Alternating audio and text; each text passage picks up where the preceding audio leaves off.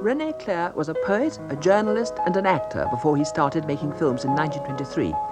He's experimented a lot with new techniques. He earned the reputation of an elegant stylist, but he's always seen cinema as a popular art.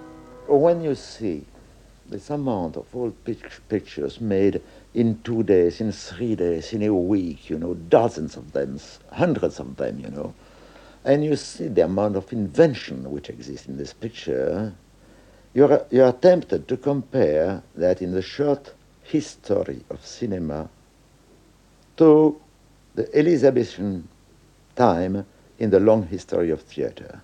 Genius. We give too much importance, I believe, in the word direction. What does that mean? The director, if he's only a director, is not the author of the dramaturgy, of the subject, of the lines, of all the inventions, you see. He just directs the photography of it, you see, which is very difficult, and some people are very good for that, you see. But I'm more interested in the ideas which are brought in the script, you see. And I tried not to have any literary influence because what interested me more when I started as a film writer and director is to find a medium which would be a popular medium in the time of Dadaism and Surrealism, which was the time of my youth, you see, where literature seemed to get farther away from the mass, from the public, And I was very happy to find a way of working for a big public. Have you not said at some time or other that the cinema is trying to find a kind of balance between that the cinema is part revolution and part popular art? It's a popular revolution. It's a popular revolution. I guess all art, especially the show business, has to become popular. That's the evolution of our time. It's sort of socialism, which does not mean politically, because the same kind of thing happened either in Russia or in America, I don't think now art can be kept only for a minority of people. I'm interested in essay, in a little picture which try to find something new. But the real success for an artist in motion picture is when you can interest the cultivated class, and the popular public. After all, our great masters did that. Chaplin, Stein, Griffiths, Eisenstein. They were not working for cine clubs. Show business cannot wait. It's impossible, you see. If the public of the Shakespearean time had not been able to understand Shakespeare would have stopped. You see, it's a sort of collaboration in the show business between the public and the author. You cannot work alone, and you cannot wait. It's why I get that the great law of motion picture, of films, is to be popular, but I don't say that in the vulgar sense of the word, you see. Popular, it means being able to be understood and liked by the public, and to be still good. You see, that's a great difficulty. In À nous la liberté, which, by the way, predates Chaplin's Modern Times, Clair presented a satirical view of the indignities of human labour. It had special music and only sparing use of sound.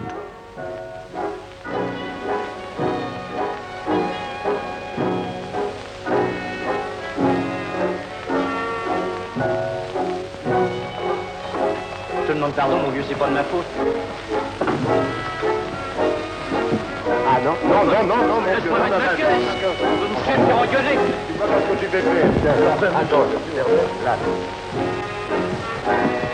Tiens, regarde. Oh, alors, tiens-toi. Non, regarde maintenant.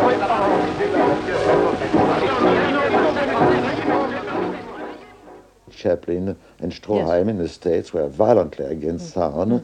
Pudovkin and Eisenstein did the same in the Soviet Union, and we were on the continent. Some of us we were rather violently because we were not wrong entirely. You see, I don't think we were wrong at all, by the way, because I still have what I've written in that time, you see. What I said was, I'm not against the invention of sound. It's very good. I'm afraid that this invention will deprive the authors of the obligation of inventing something for a new medium. You know what I mean? Because now it will be so much easier to rely upon the words. When in this, for example, in these great times of the American comedy, they had to invent everything visually, you see?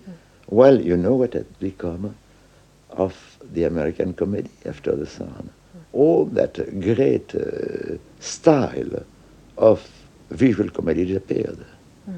In 1935, Rene Clair came to England and made The Ghost Goes West with Robert Dunnett. He made one other film in this country, Break the News, with Jack Buchanan and Maurice Chevalier. In 1940, he signed a contract with Paramount and went to Hollywood, where he made Flame of New Orleans with Marlene Dietrich. He was responsible for launching Veronica Lake as a star in I Married a Witch. He also directed It Happened Tomorrow with Dick Powell and Linda Darnell, and in 1945, 10 Little Niggers, his last film for Hollywood and his greatest commercial success. There you must, or perhaps I'm wrong, I should have thought you would have found yourself involved in difficulties with the great studios, or did you not? Well, I was really not, but I didn't play the game, you know. The game was to accept the condition of a big studio, to be very well paid and do what the studio wanted you to do, you see. That I never did. It's why I made only 4 pictures over there.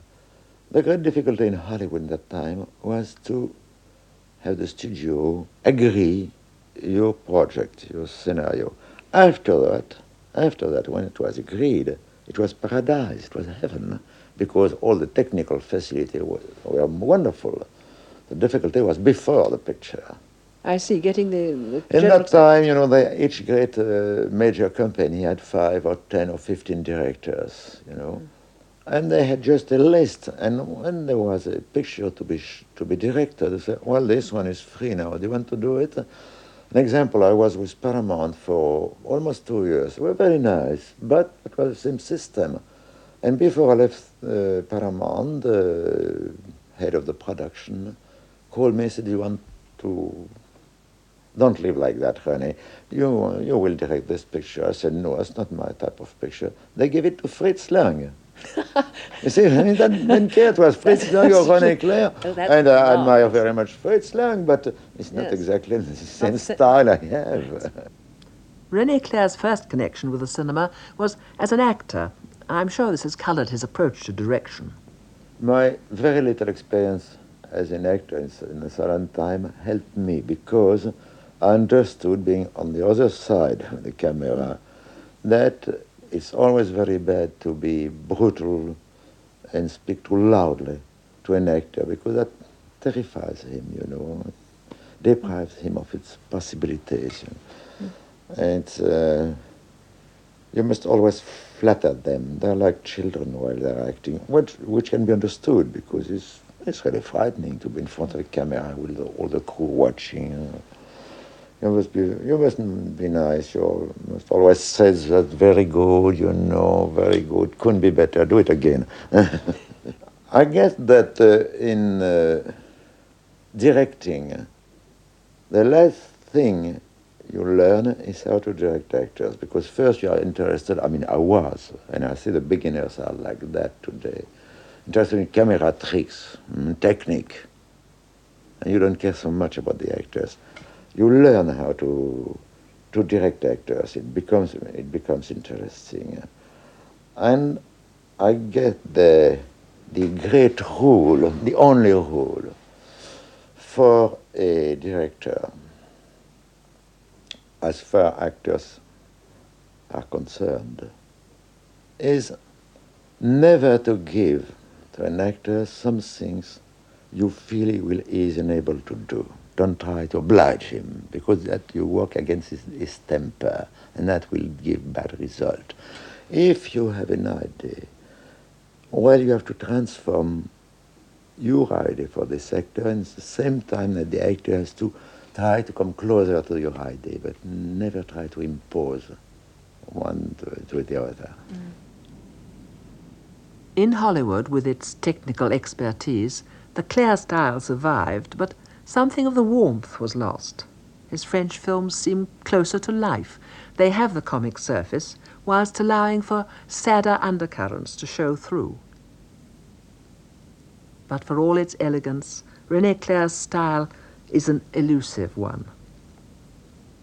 What do you mean by realism in your own films? Contemporary pictures first, you know, which are not fantasists, you know, which don't belong to the world of fantasy. But I never made a realist picture. I tried. I started, as a matter of fact, and if I had done it, it would have been maybe one of the first neo-realist pictures, but it was interrupted by the war. Everything was built inside or outside of the studio. It was a realist, completely realist, but with a certain style. And it's interesting to think about that, because one day I had to have my two people crossing a street. Then I could not build a special street, for that's too expensive. Then I went out of the studio, and my two people crossing a street near the studio. I could never put that in the picture. It was a different style. I see. Completely different. Then you have to make your choice, because reality does not exist in art, you know. It's always in convention, you see. Then you have to accept the convention of a so-called real street, you know, which is not real because it's photographed, you know, anyway, you see, or a street which looks real but made in a studio. But it's difficult to mix both. It's very strange. You know, the more you add things to make your picture or your film more realistic, and the farther away you go from reality, from an impression of reality. For example, if you want to make a real neo-realist picture, you know, in the street with poor people, you cannot make that in color. It has to be black and white, which is much less realist than color. And color does not make the things realistic. And in spite of that, when we see things in real life, they are in color. This is the marvelous climax from À nous la liberté, the opening ceremony in which the factory is totally turned over to automation. The boss has been revealed as an escaped prisoner and has just failed to make off with a suitcase of cash. The film comes from Rene Clair's most inventive period as a filmmaker, the early 30s, when he could interweave fantasy and satire in a kind of film ballet.